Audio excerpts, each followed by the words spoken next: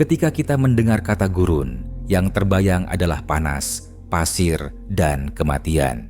Namun di bumi ini, gurun hadir dalam banyak bentuk dan masing-masing menyimpan kisahnya sendiri.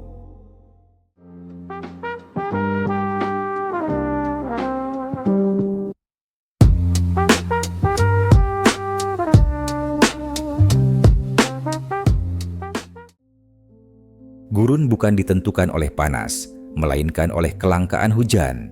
Sebuah wilayah disebut gurun jika menerima curah hujan sangat sedikit, bahkan kurang dari 250 mm per tahun.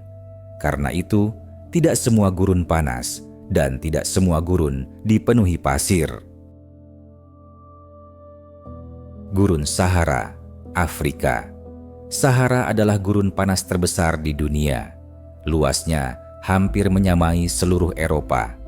Di siang hari, suhunya bisa melampaui 50 derajat Celcius. Namun di malam hari, ia bisa menjadi sangat dingin. Meski terlihat mematikan, Sahara pernah menjadi wilayah hijau ribuan tahun lalu. Dan hingga kini, ia masih dihuni manusia dan kehidupan liar.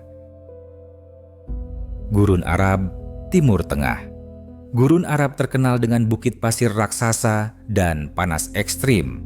Disinilah manusia belajar bagaimana hidup berdampingan dengan kondisi paling keras di bumi.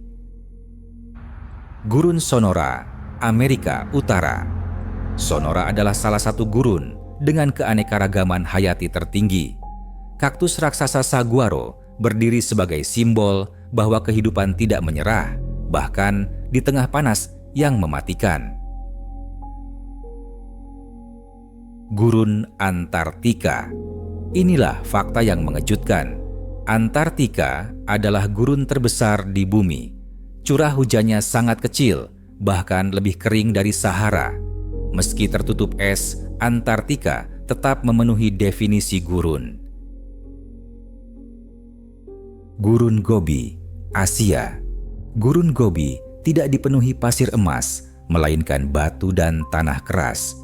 Suhunya ekstrim, panas di musim panas, dan membeku di musim dingin. Namun, Gobi menyimpan sejarah jalur sutra dan kehidupan yang telah beradaptasi selama ribuan tahun. Mengapa gurun Australia sering terlupakan? Ketika orang membicarakan gurun pasir, nama Sahara atau Gobi selalu muncul lebih dulu. Namun, ada satu wilayah luas yang sering terlupakan, Australia. Padahal, sekitar 35-40% wilayah Australia adalah gurun atau semi-gurun. Gurun Great Victoria. Gurun terbesar di Australia. Sangat kering, jarang hujan, dan hampir tak berpenghuni. Suhunya ekstrim, dengan bentang alam pasir dan batu. Gurun Great Sandy terletak di Australia Barat, dikenal dengan bukit pasir panjang dan iklim sangat keras. Gurun Simpson, ikonik dengan bukit pasir merah sejajar, salah satu gurun terpanas dan paling kering di Australia. Gurun Tanami, lebih banyak berupa tanah keras dan semak, membuktikan bahwa tidak semua gurun penuh pasir. Kenapa gurun Australia tidak seperti Sahara? Banyak wilayahnya berupa gurun berbatu dan tanah kering, bukan pasir emas. Vegetasi khas seperti semak dan eukaliptus masih tumbuh, jarang diekspos media global dibanding Sahara. Namun secara ilmiah, wilayah-wilayah ini 100% memenuhi definisi gurun. Curah hujan sangat rendah, penguapan tinggi, ekosistem ekstrim. Uniknya gurun Australia adalah menjadi rumah kanguru, dingo, kadal raksasa. Memiliki spesies sangat endemik. Penduduk aborigin telah bertahan ribuan tahun dengan memahami gurun sebagai rumah, bukan musuh. Dari Sahara hingga Gobi, kehidupan hadir dengan cara yang luar biasa. Tumbuhan menyimpan air, hewan aktif di malam hari, mikroorganisme bersembunyi di balik batu. Gurun mengajarkan satu pelajaran penting. Kehidupan bukan tentang kenyamanan, melainkan tentang adaptasi. Gurun juga menjadi kunci untuk memahami masa depan planet kita.